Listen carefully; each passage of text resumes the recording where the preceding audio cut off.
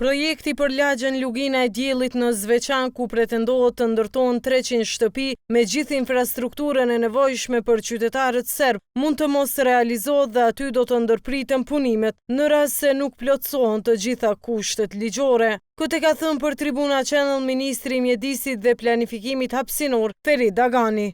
Fillimisht është kompetencë e Inspektoratit Komunal të Ndërtimit dhe obligim ligjor që të ndërmerr masat për të ndërprerë këto aktivitete. Nëse kjo nuk ndodh, është Inspektorati Qendror në nivelin e Ministrisë së Mjedisit, Planifikimit Hapësinor, i cili i ndërpren këto punime deri në momentin kur plotësohen gjitha kushtet e përcaktuara ligjore. Ministri Agani ka shpjeguar kushtet për ndërtim. Ai thotë se lejet e ndërtimit lëshohen në bazë të dokumenteve të planifikimit të komunave, të bazuara në dokumentet e planifikimit hapësinor, planit zhvillimor komunal dhe hartës zonale të komunës, dokumente këto që komuna e Zveçanit nuk i ka. Pra, komuna ka të drejtë të lëshojë lejet të ndërtimit për lagje të tilla, por vetëm në bazë të dokumenteve të planifikimit hapësinor, e përmenda më konkretisht planin zhvillimor komunal dhe hartën zonale të komunës, e cila është kompetencë e ministrisë për ta miratuar.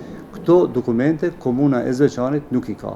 Agani thotë se në këtë situatë çfarëdo lloj pretendimi për ndërtim pa kushte të ndërtimit mund të konsiderohet si ndërtim i egër. Ministri Agani ka paralajmëruar se do të ndërmarrin masa të ngjashme me ato që janë marrë edhe në viset e tjera në ato vende ku ka pasur ndërtime pa leje. Kur themeli për projektin Lugina e Diellit në Zveçan u vendos të enjtën, me ndërtimin e lagjes moderne në Zveçan u tha se Serbia po e ruan tokën e saj Kosovën. Në lagjen e cila ndodhet në pozitën strategjike të rëndësishme ndërmjet Mitrovicës e Zveçanit, pretendohet të kthehen rreth 1500 banor.